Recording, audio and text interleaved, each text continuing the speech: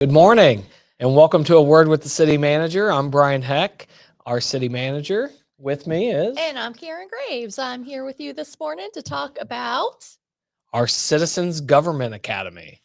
really cool. It's the end of the year. We're preparing for the holidays, but you have really been looking ahead at programs that we can put together and to better engage with the community. So in 2024, we put together the community survey that went out to the community, and we heard you loud and clear that you want us to keep exploring new avenues to communicate with you. And this is just one of those programs that I think is really going to fill that need. Yeah, So no, let's get completely into agree, it. Karen. Just to touch on that, we are actively looking for new ways to engage and interact and communicate with our community, with our citizens. It's become over the last 15, 20 years, it's actually pretty difficult in the sense that we don't have traditional mediums like the newspaper quite like we used to. Right. And so getting information out and making sure as many people have an opportunity and access to that information is critical, but is proving Absolutely. somewhat difficult Yeah. sometimes Well, because people have lives, right? yeah, So people they have lives and they get their information in so many different forms. absolutely they've got. So we like to just continue to explore different ways to get communication out to you. We have our social media page, Facebook, which we use frequently to convey information. We also have our monthly e-newsletter. If you aren't subscribed to that, you can go to our website at springfieldohio.gov, and there is a link to sign up for that newsletter. It'll come to your inbox monthly. But this program I'm super excited about because this is going to be really like experiential. Like it's a deep dive into how our local government works, how we serve the community. And out of this 10-week process, the attendees for this, the participants, I really think that they're going to come out of this with just a whole new understanding of what happens here for them every day. Yeah, no, I definitely think that's the case. It's not often do you get full exposure to everything that we do as an organization, and it's hard, and a lot of people don't understand all the different things. And we have three levels of government: federal, state, and local. I've always contended that the local is the one that you get the most bang for your buck, because 24/7 we're touching services in some manner, some form that you are using, whether that's just driving on the roads to going through an intersection, turning on the faucet, flushing the toilet. I mean, you go on and on about all the different things that we provide to a community, to our community. People, I think, are going to be just eyes wide open about some of the things that we do. Absolutely. And we're just the most accessible, right? You can reach out and touch your public service and local government. Kind of to bring up another program that you just rolled out, and another case in point of that was conversation with the city manager that we just had on Monday.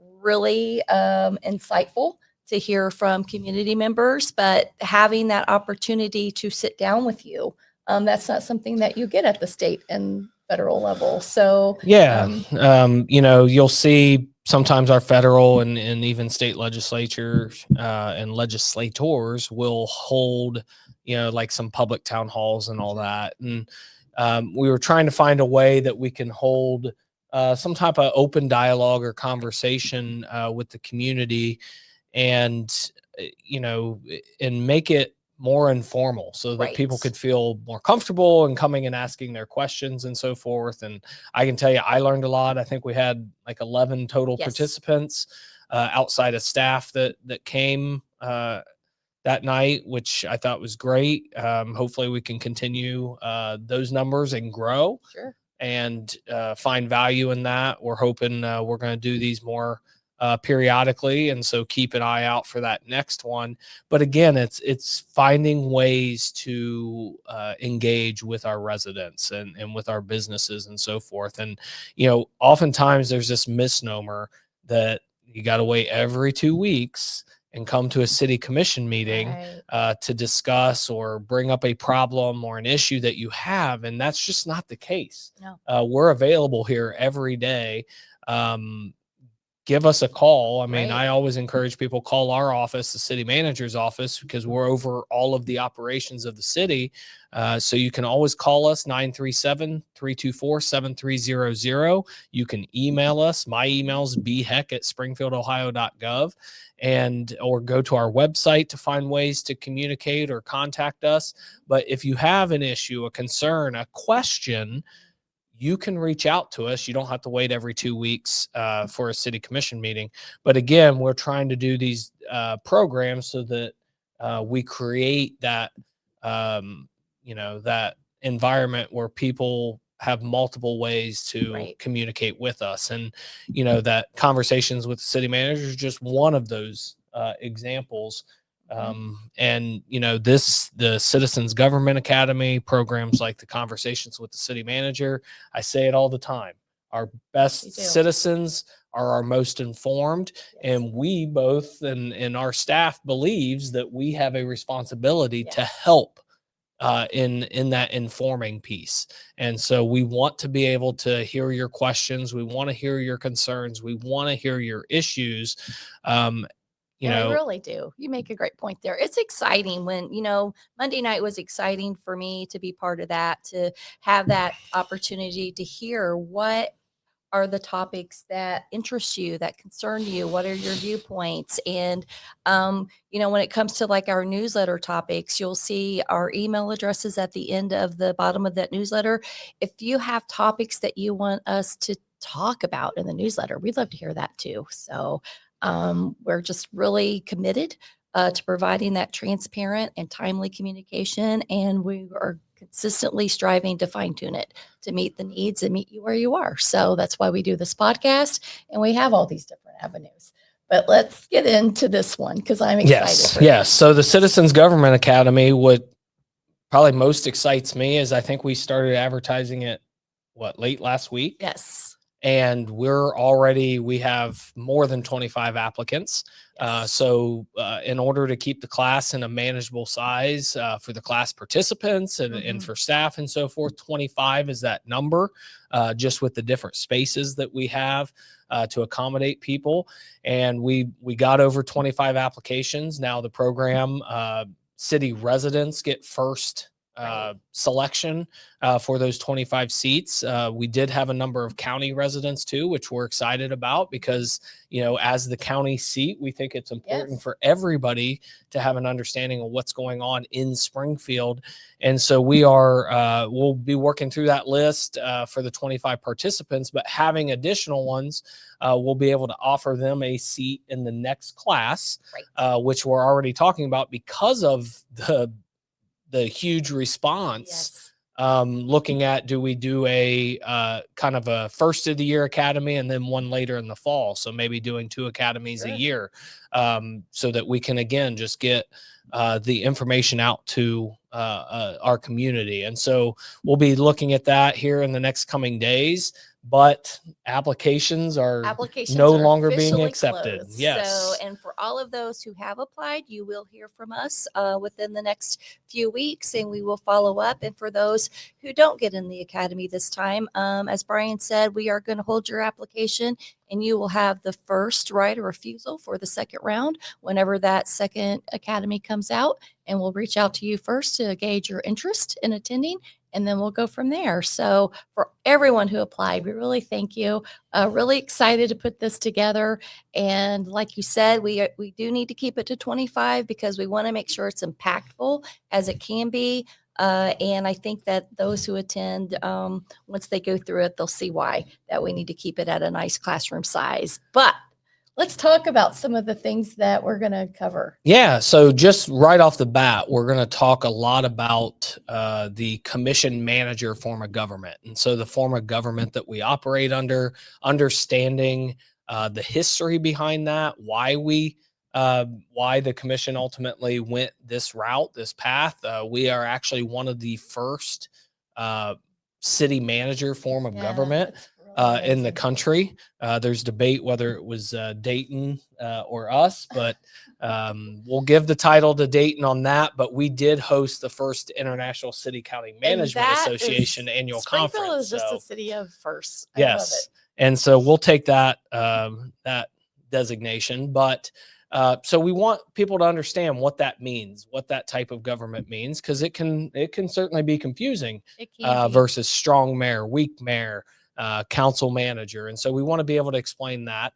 We're also going to talk about in that first week, I'm going to have our human resources director at that meeting, and she's going to talk to you a little bit about how you get jobs with the city government and how you utilize the civil service process that we fall under and the Civil Service Commission and so forth. So that first night's going to be a lot of just informing you about how our government operates and how people are then hired. But I'm really excited. I'm excited for all the sessions, but the next one I think is going to be really cool because that's that policy and decision making. So Yeah. one, you're going to have a great opportunity to meet your commissioners and have more candid, open dialogue in that more informal setting of that classroom type setting to ask questions and so forth. It would be certainly important because the first class is in January 20th. And with the most recent election, we will have 3 brand new commission Yes, we members. will. And so and they openly admit they'll be learning alongside Sure. you. And so it'll be exciting. And we're going to do a mock commission meeting. So the class participants will have the opportunity to kind of participate in that mock gonna be commission neat. meeting and experience that. So, you know, we're working out the details of that, but we're going to make it fun, exciting, entertaining, but also Yes. a great educational opportunity as well. Yes. And then so moving into week 3, we have budget and finance. And I know that finance director Katie Evison will bring some imagination to that. She always does. And I think she's working on maybe some activity. I think that is probably one of the most widely misunderstood areas of government is the funding aspect of it. Yes. Where taxes go from income tax to property tax to sales tax. It is very confusing. And if you don't work in this field every day as we do, it is difficult to understand where your money goes. And I think that all of the people that come out of this are going to get a lot of new insights into how we have to work through that process. And then there are some expenses that are fixed that, you know, we don't really have a lot of maneuverability there, but then how do we get creative as a staff and align those priorities with what we can work through? So I'm excited for that and to see what Katie does there. Yeah, and then of course we're going to hit on the thing that most people see and know about, and that's public safety. So our police and fire will each have a separate night because I'm sure a lot of information. So as you know, our police do a Springfield Citizens Academy on the police side, Really and popular as so well. this will be a much broader. So if you went through the Police Citizens Academy, this will be a one night, really broad, high overarching look and viewpoint from the police division, but I'm sure they will have some activities built in too that will be eye-opening to you, and same on the fire side as well. I'm sure Chief Jacob King will give you kind of a really hands-on experience in terms of what they experience from a fire EMS side. And it's exciting time to roll this out with the new fire division, like the new buildings, because I'm sure it'll be a really interesting process to see how these are better serving the community. Yeah. Well, and that's I think too, talking about the fire stations, but in general, so each of the class sessions is going to be in different locations, which I think that's important too. Is we're not just a lot of people just see City Hall, but we have several different facilities, and you are going to get an opportunity as a class participant to be in most of those facilities. So you'll be out at the service department on Lagunda, you'll be out at the NOMC at the airport. People hear about the SNOMC, but what is it to get out there? It's a truly amazing experience. Yeah, you'll be at the obviously in City Hall in the Gothard Community Conference Room. You'll be at the police headquarters, and so we're really trying to get you to different locations. You'll be at Fire Station 8, the brand new station on South Limestone Street. So just great opportunity for the class participants to also see the different buildings that we do our daily activities, our work in. True. It's very true. And one of those nights you mentioned it was is when we were out at the service facility. It's a really amazing facility. I know the first time that I went out there to see it, I was blown away. It's huge. A lot of operations happen out of there, and it's a pretty impressive operation just to walk through it and understand it better. Yeah, and Chris Moore, our service director, I know he will have some Definitely fun and entertaining activities, and just the information he will provide. You will be blown away of all the services that his department does, because they do so much They really that do. impacts That our daily daily impact. lives. Yes. Yes. And then he's also going to talk about road paving, and I think there's going to be a little exercise on how selecting roadways and so forth are completed. And so that's going to be a great opportunity as well for the class. You know, one of the things that we get asked a lot is, well, how did this business come to town and why can't we get this business? And I think one of the really neat things for those who attend, they're going to get to talk with Tom Friesen, Economic Development Director, and he'll dive into how that process works and how much we contribute to that, and then how much the market has to bear with that. So, yeah, and that was an interesting question that came out of the conversations with the city manager. They were asking about the Quick Trip, and one of the questions was, well, why would the city put that there? Why did we bring that here? And we actually, that's the private market. The private market's going to drive where they move forward, and that's a multi-million-dollar investment by a company that chose to go to that location. And they're investing a lot of money to do that. And so Tom Friesen, our Director of Economic Development, Assistant City Manager, as well as Logan Cobbs, our Community Development Director, will talk about that from an economic and community development standpoint, how that works from the planning and zoning. So planning out of where things might end up in our community, but also, the nuts and bolts of building permits and how what the process looks like to even build in our community. Really so that'll be a great session as well. It will be a great session. And Logan had a lot of really great insights into housing at Monday night. So I'm sure that there will be a lot more to come in Citizens Academy about that. So that's always something that we are interested in as a community. And she'll explain that and other things. So this is going to be so impactful.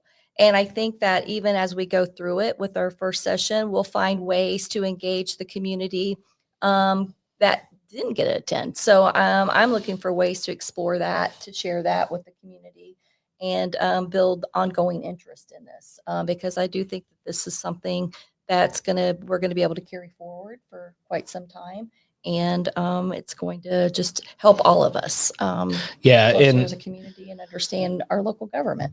Oh, certainly. And looking at the end of the class. So, one of the last sessions is leadership in action, and it's a roundtable discussion with all of the department heads, the city manager and so forth, for the class participants to be talking and asking questions and getting answers of maybe things they learned in the academy or heard for the first time, to things that they're seeing going on in the community, whether that's an issue or concern or just a project that maybe they're more interested in. So that leadership in action will be a fun class as well. And then wrapping up with graduation, but it doesn't just end there. No. And it's about what are those next steps to stay engaged? How can you be involved? How can you be an engaged participant in your community, whether that's through a board, a city board, or maybe it's connecting you with another program, whether that's through our parks district or something. We want you to continue to be engaged in your community. And so that last class will talk about opportunities to continue to be engaged. And I'll tell you, it's interesting. So I went to a conference of city managers, and I attended a couple sessions that talked about Citizens Academies, and each speaker talked about how they ended up having elected officials. So council members and commission members, that their first interaction with government was through a government academy like this. this. Really? And so we may That's be, amazing. yeah, we may be teaching our next commission members as Very part of true. this class Very because true. they learn a lot about the city and they learn ways that they can be involved and engaged. And so, yeah, just excited for this Very opportunity. exciting. I'm glad that we're able to offer this to our community members. Like I said, just how quick it filled up. There's It's definitely interest. definitely interest, And and so we're excited for that. Definitely excited for that. I do want to talk about one other thing that was brought up at the conversation. This is like definitely a city driven project or offering, but there is another initiative out there right now. It's a community wide initiative that Springfield 2051. Yeah. You've probably heard of it. You've definitely have seen the little if you've seen the little logo. I don't know if it's going to read well, but it's a little state of Ohio, has 2051 in there.